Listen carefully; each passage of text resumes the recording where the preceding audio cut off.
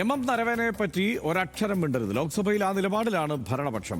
ഇന്നലെ അപ്രതീക്ഷിതമായി രാഹുൽ ഗാന്ധിയിൽ നിന്ന് നരവനെ പ്രഹരമേറ്റ ക്ഷീണം കേന്ദ്ര സർക്കാരിനെ വിട്ടുമാറിയിട്ടില്ല. അതുകൊണ്ട് തന്നെ ഇന്ന് രാഹുലിനെ സംസാരിക്കാനേ അനുവദിച്ചില്ല. രാഹുൽ സംസാരിക്കുന്നത് ഭരണപക്ഷം തടഞ്ഞതോടെ നരവനെയുടെ പുസ്തകത്തെ ചൊല്ലി ലോക്സഭ ഇന്നും ഭരണ പ്രതിപക്ഷ പോരിന് സാക്ഷിയായി. ലേഖനം വായിക്കാനോ ലഡാക്ക് വിഷയത്തെക്കുറിച്ച് സംസാരിക്കാനോ രാഹുൽ ഗാന്ധിയെ സ്പീക്കർ അനുവദിച്ചില്ല. ഡയസിന് നേരെ കടലാസ് കീറിയെറിഞ്ഞ് പ്രതിഷേധിച്ച 8 പ്രതിപക്ഷ എംപിമാർക്കെതിരെ നടപടിയുമുണ്ടായി. RJ ശ്രാം. നരവനെയുടെ പ്രസിദ്ധീകരിക്കാത്ത പുസ്തകം 4 സ്റ്റാർസ് ഡെസ്റ്റിനിയുടെ ഉള്ളടക്കം തന്നെ ഇന്നും ചർച്ചയാക്കി കേന്ദ്ര സർക്കാരിനെ പ്രതിരോധത്തിലാക്കാനായിരുന്നു രാഹുൽ ഗാന്ധിയുടെ നീക്കം. ഇതിനായി രേഖകൾ ഉൾപ്പെടെ രാഹുൽ സ്പീക്കർക്ക് കൈമാറിയെങ്കിലും അനുമതി ലഭിച്ചില്ല. റൂളിംഗിലൂടെ അനുമതി നിഷേധിച്ച വിഷയം വീണ്ടും ഉന്നയിക്കരുതെന്ന നിലപാടാണ് സ്പീക്കർ സ്വീകരിച്ചത്. ഇതോടെ പ്രതിപക്ഷത്തിന്റെ ശക്തമായ പ്രതിഷേധത്തിന് സഭ സാക്ഷ്യം വഹിച്ചു. പ്രതിപക്ഷ എംപിമാർ നടുത്തളത്തിലിറങ്ങി പേപ്പർ കീറിയെറിഞ്ഞും മേശപ്പുറത്ത് കയറിയും ഉൾപ്പെടെ പ്രതിഷേധിച്ചു. ഇതോടെ സഭാ മര്യാദകൾ ലംഘിച്ച് പ്രതിഷേധിച്ച എംപിമാരെ സസ്പെൻഡ് ചെയ്യണമെന്ന് കേന്ദ്രമന്ത്രി കിരൺ റിജിജു പ്രമേയത്തിലൂടെ ആവശ്യപ്പെട്ടു. ഇത് അംഗീകരിച്ച സ്പീക്കർ പ്രതിപക്ഷത്തെ 8 എംപിമാർക്കെതിരെ നടപടി സ്വീകരിച്ചു. കേരളത്തിൽ നിന്നുള്ള ഹൈബി ഈഡനും ഡീൻ കുര്യാക്കോസും അടക്കമുള്ളവർക്കെതിരെയാണ് നടപടി. മാണിക്കം ടാഗോർ, അമരീന്ദർ സിംഗ് രാജാവാറിംഗ്, ഗുർജീത് സിംഗ് ഔജില, പ്രശാന്ത് യഡാറാവു പടോലെ, കിരൺ കുമാർ റെഡ്ഡി, വെങ്കട്ടരാമൻ തുടങ്ങിയവരാണ് നടപടി നേരിട്ട മറ്റ് എംപിമാർ. സസ്പെൻഷനിൽ പ്രതിഷേധിച്ച് എംപിമാർ രാഹുൽ ഗാന്ധിയുടെ നേതൃത്വത്തിൽ പാർലമെന്റ് കവാടത്തിന് മുന്നിൽ പ്രതിഷേധിച്ചു. RDX rap news Malayalam.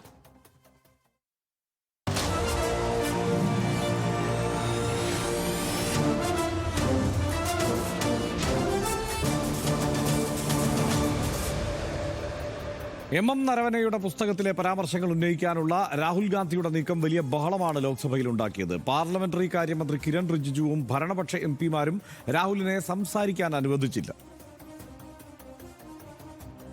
And sir, I am once again. Please. One second. Sir, No. he can't be quoting same matter again in a pretext of making a reference indirectly. He cannot refer on the same matter. Speaker അനുമതി നിഷേധിച്ചതോടെ താൻ സഭയിലെ പ്രതിപക്ഷ നേതാവാണെന്നും സംസാരിക്കാൻ അനുമതി ആവശ്യമില്ലെന്നും രാഹുൽ ഗാന്ധിയും പറഞ്ഞു. If the issue is about me quoting a magazine which I have authenticated, I am happy not to quote it directly. No problem. But I have to be allowed to speak about it. Yeah. ഈ വാർത്തയുടെ വിശദാംശങ്ങളും വിശകലനങ്ങളും ഒക്കെയായി സുജിത് ചന്ദ്രൻ ചേരും. സുജിത്ത്, എന്തായാലും ഈ വിഷയം ചർച്ചയ്ക്ക് എടുക്കേണ്ടതില്ല, അതല്ലെങ്കിൽ രാഹുൽ ഗാന്ധിയെ കൊണ്ട് ഈ വിഷയം സംസാരിക്കാൻ അനുവദിക്കില്ല എന്നുള്ള ഉറച്ച നിലപാട് സ്വീകരിച്ചിരിക്കുകയാണ് ഇപ്പോൾ സർക്കാർ. അല്ലെങ്കിൽ മന്ത്രിമാർ ഒറ്റക്കെട്ടായി ഈ വിഷയത്തിൽ പ്രതിപക്ഷ നേതാവിനെ പ്രതിരോധിക്കാൻ വേണ്ടി രംഗത്തിറങ്ങുന്ന കൗതുകകരമായ കാഴ്ച കൂടിയാണ് നമ്മൾ കാണുന്നത്. പക്ഷേ ഇതിൽ ആത്യന്തികമായി ഈ വിഷയം സഭയ്ക്കുള്ളിൽ ഉന്നയിക്കുന്നതിനപ്പുറത്ത് ഇങ്ങനൊരു വിഷയമുണ്ട് എന്ന് കാരവാൻ വായിക്കുന്നവർക്ക് അപ്പുറത്തുള്ള ഇന്ത്യൻ ജനതയെ അറിയിക്കുന്നതിൽ രാഹുൽ ഗാന്ധി വിജയിച്ചിട്ടുണ്ട് എന്ന് ഏതാണ്ട് ഉറപ്പിക്കാവുന്ന ഒരു സാഹചര്യം തൽക്കാലമുണ്ടല്ലോ. മാത്രമല്ല, ഇന്നിപ്പോൾ ഈ കരാറിൽ ഏർപ്പെടുന്നതിന് കാരണമായി കാര്യങ്ങൾ വിശദീകരിക്കാൻ പോലും അദ്ദേഹം അതെടുത്ത് പറയുന്നുമുണ്ട്. അപ്പോൾ എങ്ങനെയായിരിക്കും ഇതിന് ഈ വിഷയത്തിൽ ഒരു പുരോഗതി? തീർച്ചയായിട്ടും കഴിഞ്ഞ 2 ദിവസങ്ങളായി ഏതാണ്ട് ഒരേ കാര്യത്തിൻ്റെ തനിയാവർത്തനമാണ് ഈ പാർലമെൻറ്റിൽ നടന്നുകൊണ്ടിരിക്കുന്നത്. ഇതിൻ്റെ ഒരു പരിസരം കൂടി പറഞ്ഞു പോയാലേ ഒരുപക്ഷെ ഈ വിഷയത്തിലേക്ക് ആദ്യമായി വരുന്ന പ്രേക്ഷകർക്ക് ഇത് മനസ്സിലാവുമെന്ന് വരുന്നു. ഞാനധികം സമയമെടുക്കില്ല. അതായത് 2020 കാലത്തുണ്ടായ സംഘർഷം, അതായത് ഈ ഗാൽവൻ മേഖലയിലുണ്ടായ ഒരു സംഘർഷം നമുക്ക് ഓർമ്മയുണ്ട്. സമകാലിക രാജ്യത്തിൻ്റെ ചരിത്രത്തിലെ ഏറ്റവും സംഘർഷഭരിതമായ ഒരു കാലഘട്ടമായിരുന്നു അത്. 2020 ജൂൺ മാസത്തിൽ ആ ഒരു സമയത്താണ് ഈ കിഴക്കൻ ലഡാക്കിൻ്റെ ഭാഗത്തേക്ക് ചൈനീസ് പട്ടാളം കാര്യമായി കടന്നു കയറുന്നത്. അപ്പോൾ അത് അന്നത്തെ ഒരു ലൈൻ ഓഫ് ആക്ച്വൽ കൺട്രോളിൻ്റെ ലംഘനമായി ഇന്ത്യൻ പട്ടാളം കണക്കാക്കുന്നു. നിരവധി റൗണ്ട് ചർച്ചകൾ ഇരു സൈനിക നേതൃത്വങ്ങളും ആ പോസ്റ്റിലും ഒക്കെ നടക്കുന്നുണ്ട്. സൈനിക പോസ്റ്റുകളുടെ ചുമതലക്കാരും ഒക്കെ തമ്മിൽ സൈനിക തലത്തിൽ നടന്നെങ്കിലും അത് ഫലം കാണുന്നില്ല. അതിനുശേഷം ആ മാസം ജൂൺ 15-ാം തീയതി 2020 ജൂൺ 15-ാം തീയതിയാണ് ഇന്ത്യയുടെ ഹൃദയത്തിൽ വലിയ മുറിവേറ്റ ആ സംഘർഷം അവിടെ ഉണ്ടാവുന്നത്. അതായത് ആ ഭാഗത്ത് ഇന്ത്യൻ പട്ടാളക്കാരും ചൈനീസ് പട്ടാളക്കാരും തമ്മിൽ ഏറ്റുമുട്ടുകയാണ്. തോക്കുകൾ ഉപയോഗിക്കരുത് എന്നൊരു പാക്ട് നേരത്തെ തന്നെ അവിടെ നിലവിലുള്ളത് കൊണ്ട് നമുക്ക് ഓർമ്മയുണ്ടത് ഈ മുള്ളുകളും കല്ലുകളും ഇരുമ്പ് ദണ്ടുകളും വെട്ടുകത്തികളും ഒക്കെ ഉപയോഗിച്ചാണ് ഈ സൈന്യങ്ങൾ തമ്മിൽ ഏറ്റുമുട്ടിയത്. ആധുനിക ലോക ചരിത്രത്തിലെ സമാനതകളില്ലാത്ത ഭീതിതമായൊരു സംഭവമായിരുന്നു അത്. അന്ന് അവിടുത്തെ കമാൻഡറായിരുന്ന ബി സന്തോഷ് ഉൾപ്പെടെ ഇന്ത്യക്ക് 20 സൈനികരെ നഷ്ടപ്പെടുകയും ചെയ്തു. അതിന് പിന്നാലെ തുടർച്ചയായ എസ്കലേഷൻ മേഖലയിൽ ഉണ്ടാവുകയാണ്. കൃത്യം ഏതാണ്ട് 2 മാസങ്ങൾക്ക് ശേഷം ഉണ്ടായ ഒരു പ്രത്യേക സംഭവത്തെക്കുറിച്ചാണ് ജനറൽ നരവനെ അദ്ദേഹത്തിൻ്റെ പുസ്തകത്തിൽ ഈ സ്റ്റാർസ് ഓഫ് ഡെസ്റ്റിനി എന്നുള്ള പുസ്തകത്തിൽ പറയുന്നത്. ഈ പുസ്തകത്തിൽ പറയുന്ന കാര്യങ്ങൾ ഒരു ഉയർന്ന സൈനിക ഉദ്യോഗസ്ഥൻ പറയുന്ന കാര്യങ്ങൾക്ക്, എഴുതുന്ന പുസ്തകങ്ങൾക്ക് പ്രതിരോധ മന്ത്രാലയത്തിൻ്റെ ക്ലിയറൻസ് ഉണ്ടെങ്കിൽ മാത്രമേ ആ പുസ്തകം പ്രസിദ്ധീകരിക്കാനാവൂ. പെൻഗിന് ഈ പ്രസിദ്ധീകരണ ചുമതല കൊടുത്തു. ഇപ്പോൾ ആമസോണൊക്കെ അടക്കമുള്ള റീറ്റെയിൽ പുസ്തക വ്യാപാരികളും റീറ്റെയിൽ വ്യാപാരികളൊക്കെ തന്നെ ഈ പുസ്തകത്തിന് പ്രീ പബ്ലിഷിംഗ് ഓർഡറുകളടക്കം സ്വീകരിച്ചെങ്കിലും പിന്നെ ഇതൊരു കോൾഡ് സ്റ്റോറേജിലേക്ക് പോവുകയാണ്. പിന്നെ ആ പുസ്തകം വെളിച്ചം കാണുന്നില്ല. അതിനുശേഷം ഈ ഫെബ്രുവരി 1 പുറത്തിറങ്ങിയ കാരവൻ മാഗസിനിലാണ് ഈ പ്രധാനപ്പെട്ട വെളിപ്പെടുത്തലുകളൊക്കെ ഉള്ളത്. പ്രസിദ്ധീകരിക്കാത്ത ഒരു പുസ്തകമായതുകൊണ്ട് തന്നെ അത് സഭയിൽ വയ്ക്കാനാകില്ല എന്ന സ്പീക്കറുടെ റൂളിംഗ് അവിടെയുണ്ട്. പക്ഷേ അവിടെ രാഹുൽ ഗാന്ധി ഉയർത്തുന്ന പ്രതിരോധം ഇതാണ്: ഇന്ത്യയിൽ വിൽപ്പനയിൽ ഇപ്പോഴുള്ള, ഇന്ത്യയിൽ ആളുകൾ വായിച്ചുകൊണ്ടിരിക്കുന്ന, ഇന്ത്യയിൽ നിരോധിക്കേണ്ട ഒരു സാഹചര്യവുമില്ലല്ലോ, കാരവൻ മാഗസിൻ എന്ന എല്ലാവരുടെയും കയ്യിലുള്ള, നമ്മുടെയൊക്കെ ഓഫീസിൽ വരുന്ന ഈ ഒരു മാഗസിനിലെ വിവരങ്ങളാണ്, ആ മാഗസിനാണ് ഉയർത്തിപ്പിടിക്കുന്നതെന്നാണ്. അതിൽ പുസ്തകത്തെക്കുറിച്ചുള്ള റെഫറൻസ് ഉണ്ട്. കൂടുതൽ ക്ലാരിറ്റിക്ക് വേണ്ടി ഒരുപക്ഷെ ആ പുസ്തകത്തിൻ്റെ പ്രധാന ഭാഗങ്ങൾ, ഇതാ കാരവൻ മാഗസിനിൽ വന്ന ഈ സ്റ്റാൻഡുകളിൽ വിൽപ്പനയ്ക്കുള്ള പുസ്തകമാണ്. അതിലിങ്ങനെയാണ് ആ ലേഖനം തുടങ്ങുന്നത്. 2021 ഓഗസ്റ്റ് 31, അത് ഞാൻ നേരത്തെ പറഞ്ഞ സംഭവത്തിന് 2 മാസങ്ങൾക്ക് ശേഷം, ഈ ഓഗസ്റ്റ് 31 രാത്രി 8:15 അതിൻ്റെ ഏകദേശ പരിഭാഷ വായിച്ചു പോകുന്നത് അതും കൂടുതൽ ക്ലിയർ എന്ന് തോന്നുന്നു. ഇന്ത്യൻ സൈന്യത്തിൻ്റെ നോർത്തേൺ കമാൻഡിൻ്റെ തലവനായ ലഫ്റ്റനൻറ്റ് ജനറൽ യോഗേഷ് ജോഷിക്ക് ഒരു ഫോൺ കോൾ കിട്ടുകയാണ്. അതായത് കിഴക്കൻ ലഡാക്കിലെ റെച്ചിൻ ലായിലേക്ക് കുത്തനെയുള്ള പർവ്വതപാതയിലൂടെ 4 ചൈനീസ് ടാങ്കുകൾ കയറി വരുന്നു. അതിന് ചൈനീസ് പട്ടാളത്തിൻ്റെ കവറുമുണ്ട്. അതായത് കരസേനയുടെ കവറിലാണ് അവർ കയറി വരുന്നത്. ഈ വിവരം കരസേനാ മേധാവിയെ, ജനറൽ നരവനെയെ വിളിച്ചറിയിക്കുകയാണ് യോഗേഷ് ജോഷി. അപ്പോൾ ഈ പോസ്റ്റുകൾ ലക്ഷ്യമാക്കിയിട്ടാണ് നീങ്ങിക്കൊണ്ടിരിക്കുന്നത് ഇന്ത്യൻ പോസ്റ്റുകൾക്ക്.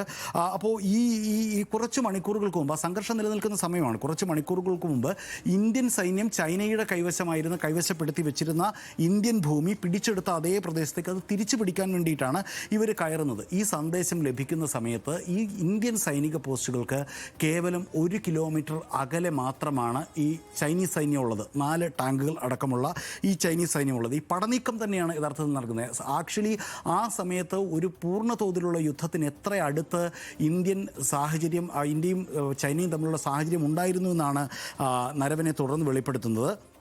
അതീവ ഗൗരവ സാഹചര്യം. ഇന്ത്യൻ പട്ടാളം ആദ്യം ഒരു അലാമിംഗ് വെടി ഉയർത്തുകയാണ്, മുന്നറിയിപ്പ് വെടി ഉയർത്തുകയാണ്.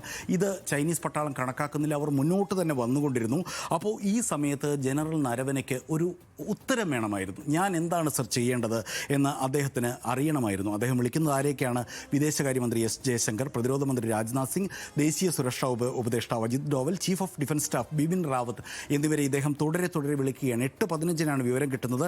എന്താണ് സർ എനിക്കുള്ള ഉത്തരവ്, ഞാൻ എന്താണ് ചെയ്യേണ്ടതെന്നാണ് ചോദിക്കുന്നത്.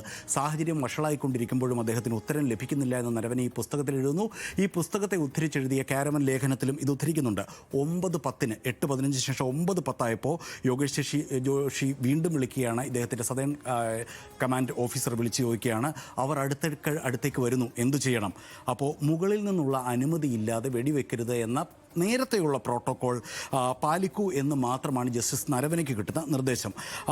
മീഡിയം ആർട്ടിലറി പീരങ്കികൾ ഉപയോഗിച്ചാൽ ഇവരെ തുരത്താമെന്ന് സൈന്യത്തിന് വിശ്വാസമുണ്ടായിരുന്നു. പീരങ്കി വെടികൾ തിരിച്ചു താഴേക്ക് വെക്കുക, അത് വയ്ക്കട്ടെ എന്ന് വീണ്ടും യോഗേഷ് ജോഷി ചോദിക്കുകയാണ്. പക്ഷേ ഒരു എക്സിക്യൂട്ടീവ് ഉത്തരവില്ലാത്തതുകൊണ്ട് അത് നേരിട്ട് പറയാൻ ജസ്റ്റിസ് നരവനെ ആ സമയത്ത് തയ്യാറാകുന്നില്ല. അദ്ദേഹം അതിനൊരു കാരണവും പറയുന്നുണ്ട്. COVID-19 കാലമായിരുന്നു. രാജ്യം മൊത്തം ലോകം മൊത്തം സാമ്പത്തിക പ്രതിസന്ധിയൊക്കെ നേരിടുന്ന ഒരു കാലത്ത് പീരങ്കി വെടികൾ ഉയർത്തിയാൽ അതൊരു വലിയ യുദ്ധത്തിലേക്കൊക്കെ പോവുകയാണെങ്കിൽ എന്താണ് സാഹചര്യം എന്നറിയുന്നില്ല. 10 മണിയോടെ അദ്ദേഹം വീണ്ടും വിളിക്കുകയാണ്. ഞാൻ ചുരുക്കുകയാണ്. നരവനെ വീണ്ടും വിളിക്കുകയാണ്. ഞങ്ങൾ എന്ത് ചെയ്യണം സാർ എന്ന് ചോദിക്കുകയാണ്. അദ്ദേഹം തിരിച്ചു വിളിക്കാമെന്ന് പറഞ്ഞു. രാജ്നാഥ് സിംഗ് പറയുകയാണ്. സമയം നീണ്ടു. ചൈനീസ് ടാങ്കുകൾ ഓരോ മിനിറ്റും കയറി വരുന്നു. 10:30 രാജ്നാഥ് സിംഗ് തിരിച്ചു വിളിക്കുന്നു. അദ്ദേഹം പറയുന്നു, പ്രധാനമന്ത്രിയുമായി സംസാരിച്ചു. അദ്ദേഹം പറഞ്ഞത്, ജോ ഉചിത് സംചോ വോ കരോ, നിങ്ങൾക്ക് എന്താണ് വേണ്ടത് തോന്നുന്നത് അത് നിങ്ങൾ ചെയ്യൂ എന്നാണ് പറയുന്നത്. ജസ്റ്റിസ് നരവനെ ഈ സാഹചര്യത്തെ വിശേഷിപ്പിക്കുന്ന ഒരു ചൂടുള്ള ഉരുളക്കിഴങ്ങ് ദൈവം സ്വന്തം കയ്യിൽ വെച്ച് തന്ന പോലെയാണെന്നാണ്. ഇപ്പോൾ നേരത്തെ ബംഗ്ലാദേശ് വിഭജനകാലത്ത് ഒരു തീരുമാനം എടുത്തിരുന്നു ഇന്ദിരാഗാന്ധി, കാർഗിൽ യുദ്ധകാലത്ത് ഒരു തീരുമാനമെടുത്തിരുന്നു രാഷ്ട്രീയ നേതൃത്വം വാജ്പേയി. പക്ഷേ എനിക്കങ്ങനെ ഒരു തീരുമാനം കിട്ടുന്നില്ല. ഞാനവിടെ പകച്ചു നിൽക്കുകയാണ്. ഞാൻ ഇന്ത്യ മാപ്പിന് മുമ്പിലേക്ക് നോക്കി എന്ത് ചെയ്യണമെന്ന് നോക്കി നിൽക്കുന്നു. എൻ്റെ മനസ്സിലൂടെ ആയിരം ചിന്തകൾ മിന്നിമായുകയാണ്. പൂർണ്ണതോതിലുള്ള ഒരു യുദ്ധം ഞാൻ തുടങ്ങണോ എന്ന് അദ്ദേഹം ചോദിക്കുന്നു. ഇത്തരത്തിലുള്ള അതീവ ഗൗരവമായൊരു പ്രശ്നമാണ് രാഹുൽ ഗാന്ധി ഉയർത്തുന്നത്. ആ പുസ്തകം പ്രസിദ്ധീകരിക്കാൻ ഇരിക്കുന്നു. ആ പുസ്തകത്തെ അധികരിച്ചുള്ള അതിൻ്റെ പ്രധാനപ്പെട്ട കാര്യങ്ങൾ ഇന്ത്യയിൽ ഏറ്റവും വിശ്വസനീയമായിട്ട് മനുഷ്യർ വായിക്കുന്ന ജേർണലിസത്തിൻ്റെ പ്രധാന നീതികളൊക്കെ പുലർത്തുന്നു എന്ന് കരുതുന്ന ഒരു സ്ഥാപനം, ഒരു മാഗസിൻ പ്രസിദ്ധീകരിക്കുന്നു. അത് ഇന്ത്യയുടെ സ്റ്റാൻഡുകളിലുണ്ട്, നമുക്ക് പോയി വാങ്ങാം. ഇത് ഉന്നയിക്കാൻ തയ്യാറാകുന്നില്ല, ഈ വായ മൂടിക്കിട്ടുന്നു. പക്ഷേ ഈ വിഷയം ഇന്നല്ലെങ്കിൽ നാളെ പുറത്തു വരും എന്നുള്ള കാര്യം ഉറപ്പാണ്. മറ്റൊന്നുണ്ട്, ഈ വിഷയം ഉന്നയിക്കുന്നത് ചെറിയ ആളല്ല, ഇന്ത്യയുടെ മുൻ ആർമി ചീഫാണ്, കരസേന മേധാവിയാണ് എന്നുള്ളത് ഇതിൻ്റെ ഗൗരവം കൂട്ടുകയാണ്. റൈറ്റ്, അത് തന്നെയാണ്. അതായത് ആ പുസ്തകം പ്രസിദ്ധീകരിക്കാനുള്ള അനുമതി ലഭിക്കുന്നില്ല എന്നുള്ളതാണ് പ്രശ്നം. അത് അനുമതി, കേന്ദ്ര സർക്കാർ അതിന് അനുമതി കൊടുക്കാത്തത് കൊണ്ട് തന്നെ അത് ഇതുവരെ പ്രസിദ്ധീകരിക്കാൻ കഴിഞ്ഞിട്ടില്ല. അതുമായി ബന്ധപ്പെട്ട ആ പുസ്തകം നമുക്ക് മുന്നിലില്ല. പക്ഷേ ആ പുസ്തകത്തിൽ ഇന്ന വിവരങ്ങളാണ് ഉള്ളത് എന്നത് ആ പുസ്തകത്തെ കോട്ട് ചെയ്തുകൊണ്ട് ഈ കാരവൻ മാഗസിൻ പ്രസിദ്ധീകരിച്ചിരിക്കുകയാണ്. ആ വിഷയം ഉന്നയിക്കാൻ രാഹുൽ ഗാന്ധി പ്രതിപക്ഷ നേതാവ് ശ്രമിക്കുമ്പോൾ അതിനെ തടയേണ്ട സാഹചര്യം എന്താണ് എന്നുള്ളതാണ് മനസ്സിലാകാത്തത്. കാരണം ഇതൊക്കെ രാജ്യം അറിയേണ്ട വിഷയങ്ങളല്ലേ, അതാണ് നമുക്ക് മനസ്സിലാവാത്തത്. കാരണം ഈ ബാലാക്കോട്ടിലായാലും അല്ലെങ്കിൽ പുൽവാമയിലായാലും ഒക്കെ ഇങ്ങനെ ഓരോരോ സംഭവങ്ങളായി നടന്നു വരുമ്പോൾ അതിൻ്റെ വിശദാംശങ്ങൾ രാജ്യത്തെ ഓരോ പൗരനെയും ബോധ്യപ്പെടുത്തേണ്ടതില്ലേ എന്നുള്ള സംശയം ആ ഓരോ ഘട്ടത്തിലും നമ്മൾ ആവർത്തിച്ച് ചോദിച്ചതാണ്.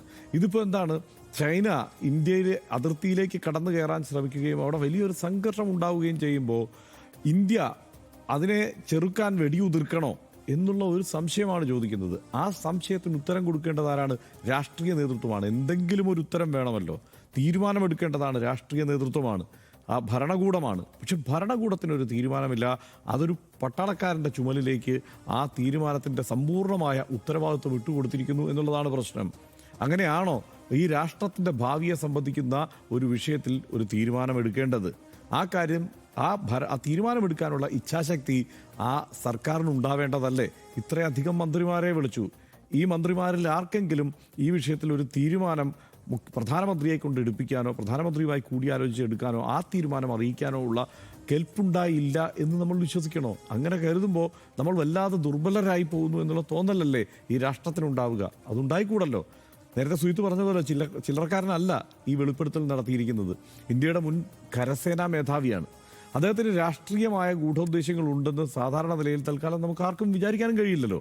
ഇക്കാര്യങ്ങളെല്ലാം വിശദമാക്കി അദ്ദേഹം എഴുതിയ പുസ്തകത്തിനുള്ള അനുമതി 1 വർഷമായി കോൾഡ് സ്റ്റോറേജിൽ വെച്ചിരിക്കുകയാണ്. അപ്പോഴാണ് ഒരു രാഷ്ട്രീയ ബോംബ് എന്നോണം കാരവനിലെ ലേഖനം പൊട്ടി വീണിരിക്കുന്നത്. ആ ലേഖനത്തെ പറ്റി പോലും പ്രതിപക്ഷ നേതാവിനെ മിണ്ടാൻ സമ്മതിക്കാത്തത് പേടികൊണ്ടല്ലാതെ മറ്റെന്തുകൊണ്ടാണ് എന്നാണ് കരുതേണ്ടത്. പ്രത്യേകിച്ചും ഗാൽവാനിലേറ്റ മുറിവ് ഇന്ത്യൻ ജനതയുടെ മനസ്സിൽ ഇപ്പോഴും മായാതെ നിൽക്കുമ്പോൾ.